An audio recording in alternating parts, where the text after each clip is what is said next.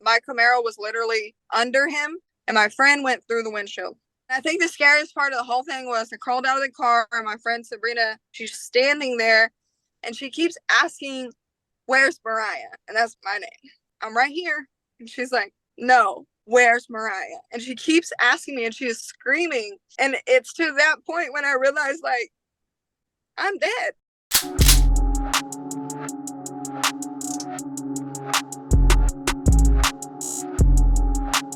Welcome back to the Broken Home Podcast. Thank you so much for joining us. Tonight, our guest is MJ. How are you doing tonight, MJ? I'm doing really, really well. Thank you. Thank you for asking. Great to hear. Thank you so much for joining us tonight. Why don't you introduce yourself for the viewers? Hi, guys. I'm MJ. It is nice to meet each and every one of y'all. I am active on social media. All of my handles on YouTube, Instagram, and TikTok are all FelonPreneur. That is entrepreneur without the entre. And we added felon in there. So if you are interested, you can follow along on any of those platforms. Further than that, I did go to prison. I was in prison for 6 years and 2 months. I'm not proud of the things that I did, but I am definitely proud of my time.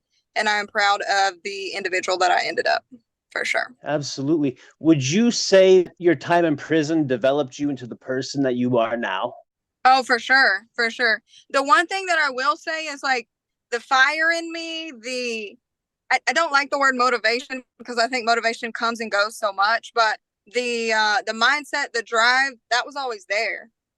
Where prison changed it was I understood that I can't drive down the road to hell, pretty much. You know, we can't drive down the road where we're selling drugs and we're running from the police, and we can't drive down that road. That road's not for us, and that road doesn't take us anywhere far. And so what I had to realize through seclusion in prison through 6 years was to be the person you have to be who you're not first. And a lot of people are like, what do you mean by that? See, I was always supposed to be this person. I was always supposed to be the motivator, the drive, the discipline, the loud, the bold. That was me. But it was in the wrong direction because early on, I didn't have direction. I didn't have a dad. I didn't have any male figure in my life whatsoever that led me in the right direction. And the first few encounters I did have with men, just like any young adult that is looking for something, I was looking for a man to love me because I wasn't loved as a child by a male figure. And so that's where I was taken so quickly by those ropes at 14 and at 15. And that's where I really just veered into that wrong path, you know? Do you think that you were manipulated in some way by these men that you were hanging out with at the time? No, I don't. I think so. I'm highly intelligent. They realized that in school. I skipped 5th grade, like the school system skipped my 5th grade. I then skipped 7th grade because I was in all AP and I was highly intelligent. I was too smart for where I was sitting there and they didn't know what to do with me. All GT, all AP, everything. And GT is like gifted and talented here. I don't know how Canada is. The problem there was not that I was manipulated by men. The problem was I was failed by the school systems because they introduced me 2 years ahead of my life.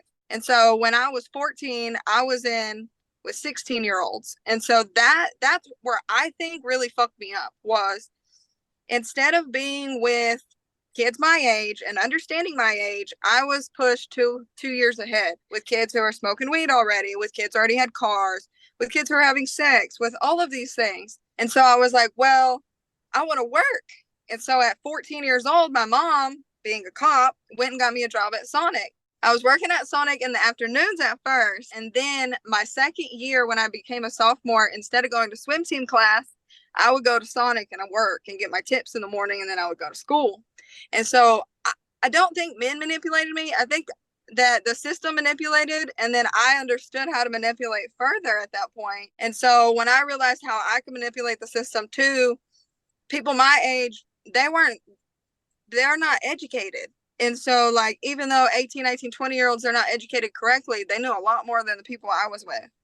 And so I don't feel like men took advantage of me at all. I think that I think that it was just like a fail. It was just a big fail all the way around because my mom was a cop. She was working nights, so she worked 6 p.m. to 6 a.m. So you have a young girl who's pretty with not a lot of friends her age and boys in the neighborhood that know that like she's pretty and her mom's not home. And so like I wasn't out having sex young, but I was running the streets really young. I didn't start having sex till I was 16. Very thankful I didn't have kids or anything like that before, I got in jail or anything. But what took me for a turn down the road that I went down was I actually had a full ride scholarship my sophomore year to TCU, and that's Texas Christian University for swimming. So it's actually a pretty accredited college, and to get in for swim team's not that easy. I was 16 and I had just started my first guy I'd ever talked to, whatever, lost my virginity to him. We were together 2 months and he got into a bike accident. And over the next 3 months, he died. He went into hospice. So when it happened, he flew off the bike and he fell. And so his butt, his back, the whole spine shoved into his brainstem. So although he was alive, he was not. So they went in, they took him care flight to the hospital. I go to the hospital. I'm there every single day over 90 days.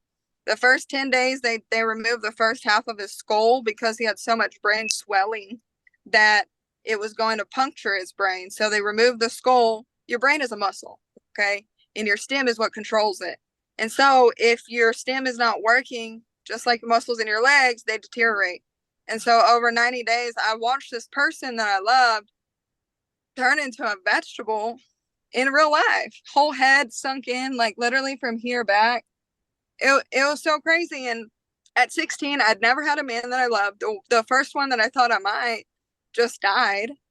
And at that point, I was like, fuck this life, dude. Like, what is there to live for? At 16, like, my family life was trash. The only thing my mom cared about was protecting the city. That's how it felt. And like the one person that I felt like understood me had just passed. And so from 16 to 19, I ran the streets. I lost it. I lost control of myself. I started doing drugs. But everything in my life turned because of one event. And it's just crazy. Like, I've always been this person, very driven.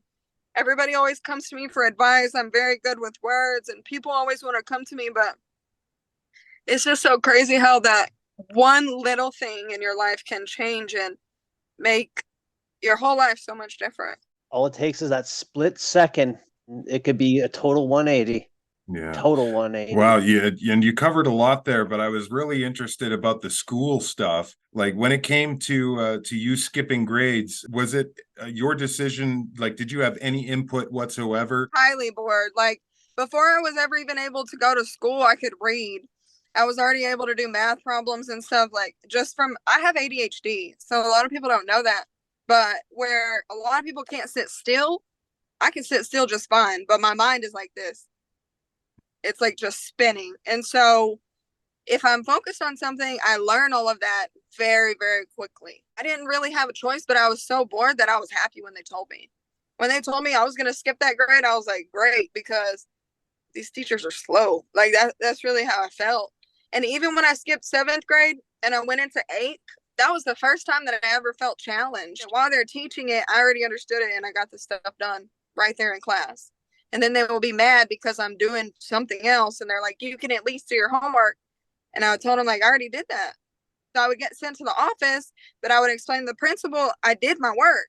And when she's seen that I did my work, that's when they started to see, like, well, we've got to place her somewhere that is accelerating or, at least getting her attention because it's not working. The one thing I can say is they never checked me for ADHD, but growing up, they kept checking me for bipolar, because they would say I got mad too fast. They just didn't understand why I get so mad so fast. But it's ADHD. A lot of people just don't know that. They'd rather diagnose a crazy one than it's really just ADHD. But nobody worked with me and taught me that my anger is a feeling that I can work through. Yeah. And that's a point that we don't really understand as a child. We just lash out and we don't know how to harness or basically express that anger in a constructive way. So we do stupid shit often. For real. If we grew up in a home where our mom is constantly saying, like, shut the fuck up, or what the fuck are you doing? Well, you hone in that thing that, oh, so loud is power, anger is power. So now that when you need power, you go yell, and that's totally wrong. But that's what we think, because Yeah. that's what we're taught. Yeah, that's exactly right. Exactly right. You mentioned that your mother was with the police and you went to a Texas school, so it's safe to say that you born and raised in Texas. Yeah, for sure. Born and raised. Once you started hanging out with these older people, how long was it until you started doing the same things that they were and started getting yourself into shit with them? So from 16 to 18, so my mom kicked me out. So right after John died, which is the guy that passed away, literally the next day, I went down to the school and I withdrew myself. I was a sophomore in high school. I lied to them and told them that my mom was sitting in the car, that my mom has cancer. She's had cancer since then. I told them that she has cancer and that I need to be withdrawn from school to finish taking care of her. That was a lie. I withdrew myself from school because my mom couldn't support me. And that's why I was working from 14 to 16. She really did have cancer. I have a little brother and sister who are twins. They were 2 at the time. 2. My mom is a single mom trying to take care of a grown teenager who's wild and 2 twins. So I don't fault her for kicking me out, but it took me a long time, because for a long time I blamed my mom for where I ended up. But I also have to understand and take the accountability and the responsibility that 18, I had choices. And although my mom was a fucked up parent through a lot of it, I had choices. I still had choices no matter what. We all have a choice. Is it going to be the easy choice? No, but I got attached to the money. So when I was out working with Sonic, I started smoking weed because I don't like Adderall. They had prescribed me Adderall for a long time. I don't like Adderall. But if I smoke weed, I feel fine. Normal. My normal. To where I'd rather smoke weed than go on some man-made narcotic that just this crazy feelings and stuff. And so I stopped taking my Adderall. I started selling weed out of Sonic. And so I don't know if y'all have Sonics up there, No. but like they're No, like, not here. instead of just pulling through a drive-through, there's like 20 spots and each car can park and a waiter brings your food out. So I would have my homies come through and tell them, hey, how much do you want? I put it in the bag with their burger. Send it out. They give me my extra money. We in there. It's the best, it's the best ring you could ever think of, because who's gonna think we're serving up stuff out of Sonic? So that's where it started, and that's when I started realizing, like, I just cleared more tonight selling weed out of these stupid bags than I made all night here in the hours. Like, I'm wasting my time. That was the first. And I was like, why am I giving somebody this much? And Sonic only paid us like $3 an hour. But see, I got ahead of myself because I should have just stayed, because I had a perfect operation. But instead, I got greedy. And so now I'm having to drive around where I'm taking more risks. I'm being stupider. And then I got me a gun because, I'm taking risks. It took about a year until I was 17 for me to actually just go fully. But in that year, I had just slowly, like, I was working Sonic in the morning, Sonic at night, Sonic in the morning, Sonic at night, literally pulling 100-hour weeks at Sonic. And then I was like, well, let me just sell some weed. And then right about that time, it's 2012, like Molly and ecstasy blew up over here. So me and my homegirl, like, that's what we got in on. And we just started selling Molly's out the ass, like 2 white girls who ran the city, like real shit. And I never ever got in any trouble for selling drugs. I have no drug charges, nothing. So that lets you know I'm not a dumbass. I just get drunk and wreck cars, but that's terrible too. I started dancing shortly after that at 18. As soon as I turned 18, I was like, well, I'm going to be a stripper, because I wasn't really on the stripping part. I was really trying to get to the strippers, because they buy real drugs. They buy a lot of them too. And so I would make a little money dancing, but I was more just selling drugs. I can't dance. I just got lucky. I was a little pretty, so they give me a little money, but I was there doing other things for sure. I liked selling weight. I was great at it. And I'm not glorifying it by far, but it led me to a really terrible life. Like I ended up in prison because of it, not for it, but because of it, for sure. And speaking of which, how old were you when the accident happened? And can you tell us what did happen that night? When the accident actually happened, I was 18. It happened around June 23rd or 24th of 20. 13. Me and my friend Sabrina, we both did drugs. We both did Xanax that evening. I've only done like Xanax and Molly's, okay? I've never done like shooting and stuff like that. I like to clarify that. That was one thing my mom always told me was like, if you shoot up, you're a druggie. So I don't know, like, no offense to anybody if anybody has, but that's one thing that just stuck with me for like the longest was, at least you know you're not that if you, I don't know. We all have these weird little things that we won't pass. So the night we had both been drinking, we were with multiple friends of ours who drove bikes. I was in my Camaro, and I'm a known street racer. They're known street racers. We left the club about 15 minutes to my friend Sabrina's house. 2 exits from her house. It's a 3-lane highway. In the middle of the highway is an 18-wheeler, and on the right side of the highway is like this little Saturn car. And I have 2 bikes in front of me and my Camaro trailing them. The bike split in the middle, the 18-wheeler. So one went in the fast lane and one went in the slow lane. When they did that, the 18-wheeler got really mad. And so he was in the middle lane. Remember, I'm flying up in the middle lane. Whenever I checked, I was going to go into the fast lane, so into the left lane. As soon as I checked, my friend screamed, "No!" And I think instinctively I knew that he slammed on his brakes. And the 18-wheeler purposely slammed on his brakes. He purposely made us total the car. It was not his fault that I was racing, but he definitely had a hand in that car wreck. And he admitted it in court also. And so when we wrecked, I blacked out for about, I guess, like a minute or so. During that time, both of my friends on the bikes turned around the wrong way on the highway, came back to us. The 18-wheeler was sort of in the slow lane or on the right side, and my Camaro was literally under him. Where my engine previously was where I was sitting. All of my ribs were broken. I was literally hung on the steering wheel. I was hung on it. The windshield was gone, and my friend went through the windshield. The 18-wheeler that we hit, it was a flatbed 18-wheeler. So she landed halfway on his truck and halfway where our engine was. So I crawl out of the car, dumbfounded, shocked, everything. And I think the scariest part of the whole thing was I crawled out of the car, and my friend Sabrina, she's gotten off of the 18-wheeler, and she's standing there, and she keeps asking, "Where's Mariah?" And that's my name. I tell her, like, "I'm right here." And she's like, "No, where's Mariah?" And she keeps asking me, and she is screaming. And it's to that point when I realized, like, I'm dead. I must be dead. And that's why she can't see me, because I'm not here, right? So out of like craziness, I turn back and look in the car to make sure my body's not in it. That's how like crazy it was. And obviously it's not in it. And so I'm like, I'm looking at her and I'm like, "Bro, I'm right here. I'm right here." And she's like, "No, where's Mariah?" I just grabbed my shirt so Sabrina's hurt pretty bad. So she's cut from eyelid straight down across. And like her whole nose is not there. It literally was severed. And this part of her skin is like drooping, like it's cut because she went through the windshield. So I told her, like, don't worry, I'm good. I'm right here. So I take my shirt off and I'm trying to wipe the blood off. And when I try to wipe it, her skin moves with it.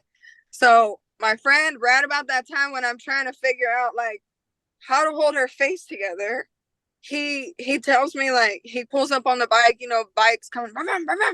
He's like, MJ, we gotta go. And I told him, like, I'm just looking at him. I don't know. I'm still thinking I might be dead. I'm in shock. And he's like, MJ, we gotta go.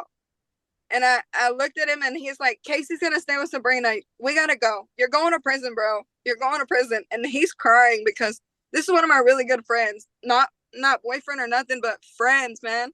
He's like, "You're going to prison, man." And he's upset. And so I didn't know what to do. I just got on the back of the bike. I got on the back of the bike and I'm holding on and I'm losing consciousness because none of us know this, but all my ribs are broken at this time. So one of them is poking my lungs. It's not punctured, but it's poking it. So we're sitting there. We're driving down the highway and he keeps hitting me. I'm on his bike and he keeps hitting my arms, telling me, wake up, you can't fall off, wake up. I'm falling asleep and I fell off the bike. Like he had exited the highway and I fell off like right in front of a McDonald's. That's the last thing I remember. The next thing I remember was I was in the hospital with 14 cops surrounding me. I think they found us or they know what happened, you know? I woke up in the hospital and the first thing I said was, "Where's Sabrina?" And the cop told me she's dead. The cop told me she's dead. And I told him, "No, she's not dead." He's like, "Your friend's dead. You're going to jail for murder." And I told him, "She's not dead." I fucking looked at her in her face. She's not dead. He walks out of the room and I ripped all the IVs out of my arm, everything. And I opened the door. I got my ass hanging out. You know, you're in the medical best thing. And I opened the door and right across said Bernardo, her last name. I ran into the room and I opened it and I'm screaming, "Sabrina, Sabrina," because I'm thinking like maybe she's dead, maybe she's not alive. And she's just sitting there. She's already got stitches and stuff and she's just sitting there and she was like, "Are you okay?" Very calmly. "Are you okay?" I told her, "I'm fine. They told me you're dead." She was like, I'm not dead. The baby's dead." So there's another twist to this story. Sabrina was pregnant. They were trying to hang me with the baby. But what she didn't tell them was that earlier that day, she chose to go have an abortion. I took her to the abortion. And so they were trying to put me on the baby. And I kept telling them, like, y'all aren't going to get me with that. I took her to an abortion earlier. So if it's not living, that means the abortion worked. That doesn't mean that I killed the kid. Well, the kid's 7 years old. Chloe's fine. She's living. So the abortion didn't work and the wreck didn't work. That kid was supposed to live and she's fine. She's living. And I didn't go to jail that day because I had over 8 broken bones. And in Texas, if you have more than 8 broken bones, they will not arrest you. They will blue warrant you. And so I didn't get arrested. I was blue warranted and they didn't find me. They didn't get me until September 13th, 13. And that is a Friday the 13th. I went to prison on a Friday the 13th and I didn't come home for 6 years. It's the craziest story I have heard in a long time. Like, are you a writer at all? Funniest thing is I ran from God for like, you're probably like, how does this answer the question? But I ran from God for a very long time. When I came home from prison, I ran from God for pretty much up until about 4 weeks ago.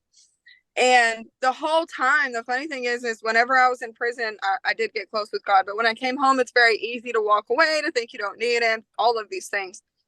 And whenever I was leaving prison, God told me, "Write a book." And I was like, "Nah, I don't want to write a book. I don't want people to know what I did." About a month ago, again, write the book. And so over the last month, I have started to write down a lot. And I've started to journal almost every day, things I'm going through, struggles, because I think one day it might really turn into something, or people see like, damn, like she really, she came from something crazy, or I don't know.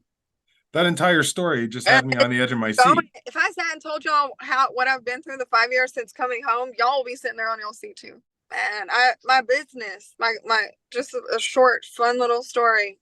When I came home from prison, I had $2,000, okay, and a drive like you'll never believe. I already knew I had 7 felonies all stacked up together. I'm not working for nobody, okay? If I work for somebody, what are they gonna give me? Like, realistically, what are we gonna get? $12 after taxes, 7? I'm thinking like, no. So I took my $2,000. I bought a car. See, I already knew about cars. I already raced cars, so I knew. So I bought my car and I sold it. And I bought it, and the guy was like, it was a little Asian guy. He's like, "The transmission is bad. It's no good." I told him, "Okay, let me drive it." I drive it. That car needed a motor mount. That's it. The motor mount was shifting, so it was thinking the shifting. I spent like $80 on it and made $1,200 on my 2. I got 3,200 now. And I kept going, I kept going, I kept going. And I did that for 4 years and I made $1 million company out of it. $1 million company, y'all. But y'all want to hear the craziest part? It blew up in my face in less than 60 days because I lost my humbleness. Really? That's the part that ain't nobody gonna sit there and tell y'all. Last year in June was my biggest month. I ran $55,000 that month. Profit. That's not everything. That's my profit. But you know what? By August, it was at $5,000. And by like September, October, November, I was negative. And from December all the way through April, I was negative. Y'all know why? Because I forgot. I forgot about God. Like, you can't go that far and think like, it's so crazy to sit back and tell you, like, you can't go that far in life and really think that you're going to do it all on your own, or think that you did it all on your own. And the stupidity of you, the limited mind that you have, if you really think that you went and you did that on your own. And so that's where I was stupid. Like, I'm never gonna say that I just thought I did it on my own, but I for sure wasn't out there telling y'all that God helped me do it. That's for sure. And he literally had to humble me to the fact I was going on vacations every other week. I'm in freaking Hawaii and New York and Chicago, and my kid at 2 years old was in 13 different states. Like, I'm proud of myself. But never once did I pick up the Bible. Never once did I tell God, hey, thank you. Thank you for what you gave me. Thank you for giving me a lifestyle of Job where I lost absolutely everything and I gained it all back. Thank you. Mm-mm. And what's crazy is when I had that biggest month of my life and I was on the top of my career and I thought that nothing in my life could ever take from, like, you think that once you go up, you stay there. No, it doesn't. That's not how it goes. I thought I was better than people. Like, real shit. I thought that I had become better than motherfuckers. I didn't forget where I came from, but I was very good at looking at people and saying, I have a worse past than you, and I did it. And you can't look at people like that because not everybody has the skill set or the brain or the drive or the favor from God. Not everybody has that. And you can't look at somebody else as less than. And like that's really where I messed up. And a lot of people are not going to say that shit. But that's where I messed up. And this time, like, my whole company is going to be built right. Guys, 3 weeks ago, I had less than 8,000 followers on all platforms. I added it up this morning. I have 17,000 followers. In less than 3 weeks, I 2x'd my freaking followers. Why? Because I did what God told me to do. I went after it and I drilled it in, and everybody's noticing, hey, everything you're saying is on point. Yeah, because I finally took in that extra little power and that energy, and I said, I'm going to do what he wants me to do. And as soon as I started telling my story, people started coming. And it's not even the, hey, can I interview you? It's the, you really changed my life today. I'm getting messages like that, and I'm sure y'all are too. I ain't never felt like that after posting a booty picture. Okay? I don't feel like that. You know, I feel like that after posting real shit and knowing that I touched somebody's heart and their mind, not their thing. You know, I didn't make something else happy. And that's our whole problem in this life is we're so busy trying to make like that significant, that small thing happy that we forget there's a big old world out here and we're interconnected. We're not individual humans. We're supposed to be interconnected. And so many of us think like we can do it on our own. We don't need nobody. Like, oh man, that's so opposite. And that's how I found you. I was flipping through Instagram. One of your reels popped up, and I was like, that is real shit. So then I hit your profile, and I was like, FelonPreneur. All right, that's got my attention now. This is up my alley. Okay. And then I'm flipping through, and I was like, I got to reach out to her. I got to get her on. I got to hear her story. And here we are. The biggest thing I can say is like, just listen. Like for almost my whole life, I was mad. I was very mad at God. I didn't have a dad. So I felt like you love me, right? But you didn't even give me the whole 100% to start. I only had 50. But you love me. You know, this is real thoughts, real conversations I'm having. And then you just start to realize, like, I didn't have a dad because I'm supposed to talk to other people that don't have them. I'm supposed to help them people. And like, did I have to go through pain? Yeah. Am I still 30 years old wondering why that motherfucker still don't want me or love me? Yeah. But then I can go back and talk to 15 and 16-year-olds who are sitting in juvie right now because they ain't got no dad and their mommy's on drugs and nobody gives a fuck about them. Like, that's the problem. That's the people I want to reach, is the kids who think that they ain't got no way, because that was me.